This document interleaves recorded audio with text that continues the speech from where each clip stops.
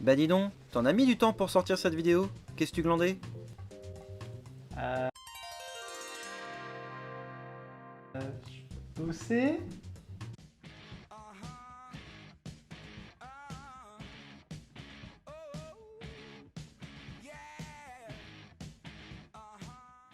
Bonjour tout le monde, me voilà de retour avec une nouvelle vidéo. Ces derniers mois ont été très riches en infos sur les prochains films à sortir. Et parmi toutes ces infos, s'il y en a une qui a divisé les internets, c'est la bande-annonce du prochain Ghostbusters. Bon, pour être honnête, il n'y a pas grand-chose à dire sur le sujet. La bande-annonce m'a pas mal rassuré, notamment grâce à sa photographie que je trouve magnifique. Mais ça m'a surtout rappelé des cas où les bandes-annonces n'avaient pas grand-chose à voir avec les films au final. Dans ma première vidéo, je vous ai parlé rapidement du film Kids in America, dont la promo n'avait rien à voir avec le film. Mais c'est loin d'être le seul cas, bien que ce soit un cas d'école. Je vous ai donc préparé un petit top 5 des bandes-annonces mensongères. Depuis quelques années, Schwarzenegger est de retour au cinéma avec plus ou moins de succès. Mais surtout, on sent une volonté chez le monsieur de se diversifier quelque peu. C'est notamment le cas avec le film Maggie, plus proche de la comédie dramatique que du film de zombies classique. Mais il y a aussi Sabotage. Schwarzenegger y joue le rôle d'un agent de la DEA qui se met à enquêter sur la mort des membres de son équipe après qu'une intervention se soit passée différemment de prévu. La bande-annonce et les producteurs ont vendu Sabotage comme un film d'action. Et même si le film comporte quelques scènes du genre, c'est avant tout un thriller. On passe plus de temps sur Schwarzenegger qui enquête que sur Schwarzenegger qui démembre.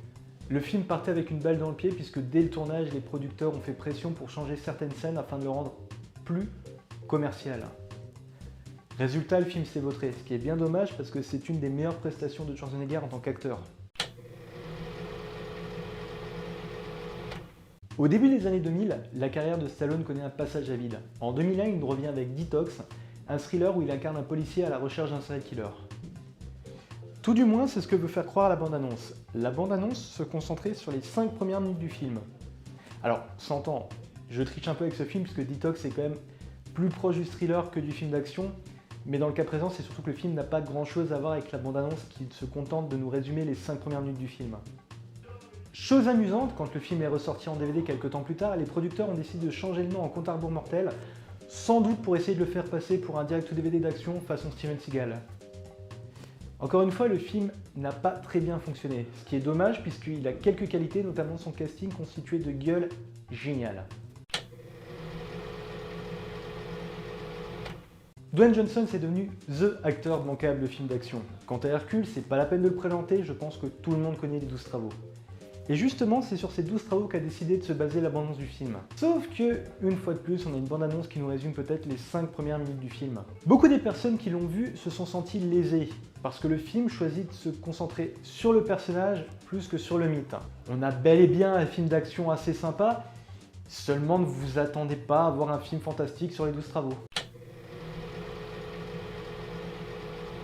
Avant d'être celui qui divisait le net avec son Batman vs Superman, qui est pas si mal que ça, mais je digresse, Zack Snyder nous a livré avec Sucker Punch un de mes films préférés. Sucker Punch, pour ceux qui n'ont vu que la bande-annonce, ça doit vous faire penser à des nanas en petites tenues qui se battent sous fond de Björk. Et vous avez tort et raison à la fois. En fait, les scènes d'action du film sur lesquelles se concentrent les bandes-annonces représentent peut-être même pas un tiers du film. Et avant toute chose, Sucker Punch est une comédie dramatique qui a pour sujet l'imaginaire et qui se paye le luxe d'avoir plusieurs degrés de lecture. Liam Neeson est badass. Il a formé Batman, Obi-Wan Kenobi, il a sauvé sa fille, sa femme et son poisson rouge. Et du coup, les producteurs pensent que maintenant, on veut voir Liam que dans ce genre de rôle.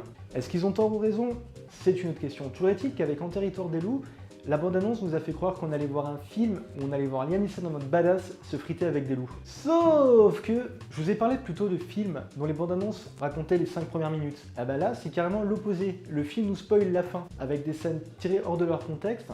Ils nous font croire qu'on va voir un Liam Neeson en mode badass. Sauf qu'En Territoire des loups est avant tout une comédie dramatique sur un groupe d'hommes devant survivre après le crash d'un avion. D'ailleurs, les distributeurs nous ont fait le coup il y a quelques temps avec le film Balade entre les tombes, en nous faisant croire que Liam Neeson y jouait un personnage mode Terminator comme certains de ses films, alors qu'en fin de compte il joue un détective beaucoup plus humain que bourrin. Tout ça pour vous dire qu'au final, les bandes annonces, ça veut tout et rien dire à la fois. Allez voir les films, vous serez peut-être surpris en bien ou en mal, mais au moins vous aurez votre propre opinion. Voilà, c'est tout pour cette fois. Je pense que je vais abandonner le principe de vidéo hors sujet, de vidéo normale, tout simplement pour me concentrer sur les vidéos que j'ai envie de faire quand j'ai envie de les faire. Je vous dis à bientôt, n'hésitez pas à vous abonner à la chaîne, à partager la vidéo, tout ça. Allez, à plus.